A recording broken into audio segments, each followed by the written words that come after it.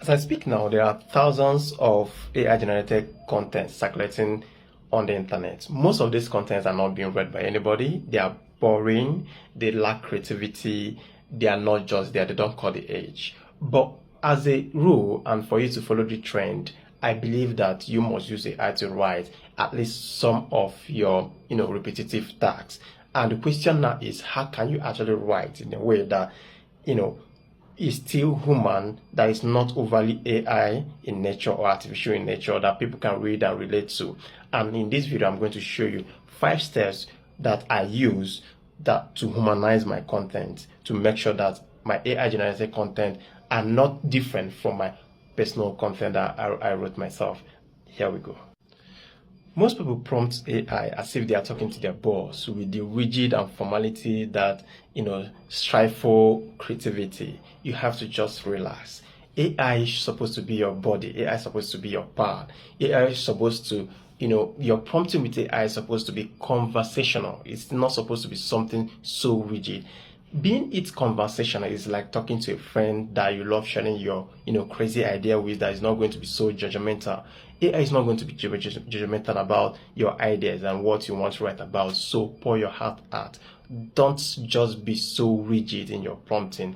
Allow your prompting to flow. Don't be so formal. So whatever you are thinking, with your wrong grammar, with your wrong pronunciation or whatever it is, just prompt in a conversational tone. And one of the ways I love doing it is, okay, hey AI, I'm trying to write an article about Bola Tinubu, who is the president of Nigeria. I think he's this, I think he's that, I think he's that. I let myself flow in that conversational tone. Tell it what I want it to tell it. My bias about it.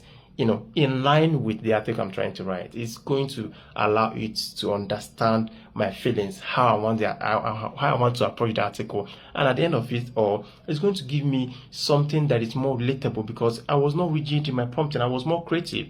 That is a must if you are trying to, form a way to prompt AI to generate content that are not overly artificial.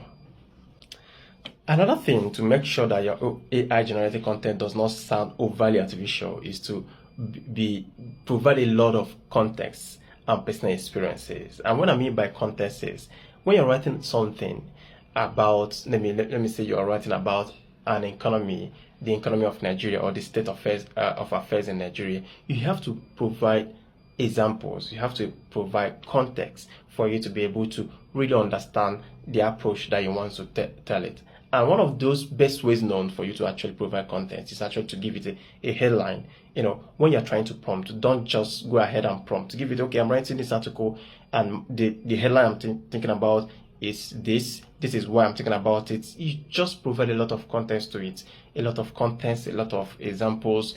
It helps AI to really understand, the trajectory that you want your article to follow, the audience that you are speaking to. Those contents give it, life, and when it's generating something for you, it's going to, be able to exhaust some of those contents that you've given it and be able to give it something that is far more relatable than when you are just rigid and, your prompting lacks context and what you have you.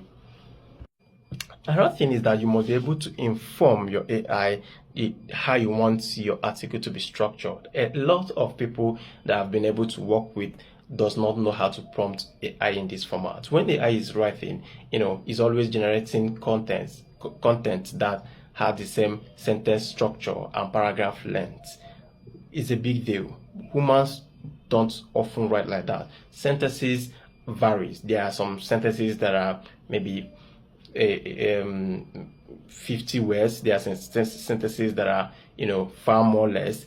AI should be able to write in that format, and you should be able to tell it. And when you're prompting, ask it to use adverb, adjective, to elaborate sentences, and also to give more life to readers that are reading them.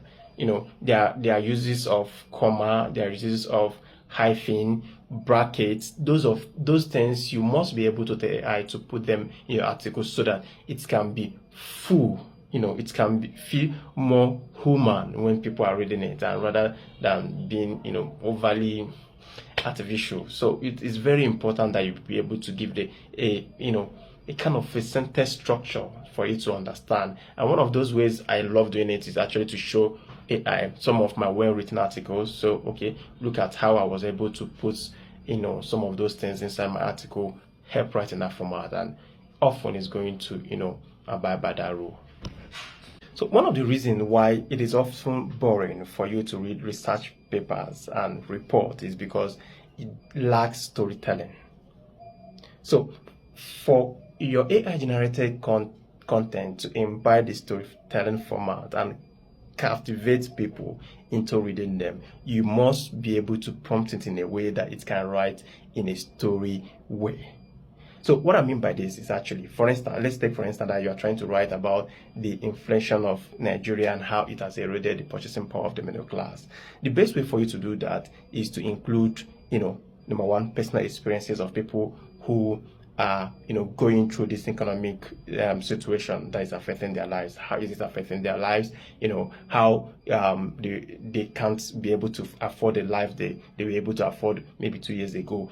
These experiences, including them, helps to bring it, to a human level. Helps to tell a human story. Helps to, humanize your content. Another way is to include quotes, and it could be quotes from, the Central Bank of Nigeria, talking about what they are doing to salvage the situation. It could be quotes from economists who has analyzed the situation and said, okay, so number of people are now poor because of the high inflation in the country. This quote helps to. There is no way that you are reading something and you come along a quote. It helps to bring it down to a human level. There is something quote does in a piece that makes you to read on.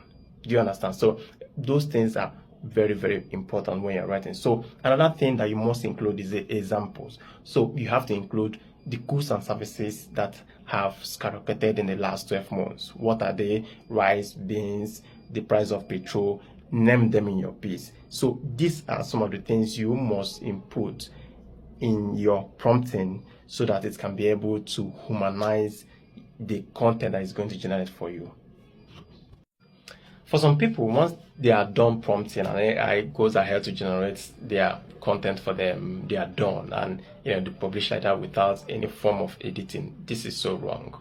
As a writer, it is a rule that you must be able to edit your AI generated content. And one of the reasons why this is a must is because it helps you to fine-tune things. It helps you to cross some of those ambiguous words, some of those words that are overly AI in nature. You have to cross it over, you have to delete them. It is a rule that you must edit so that it can properly align to your writing style.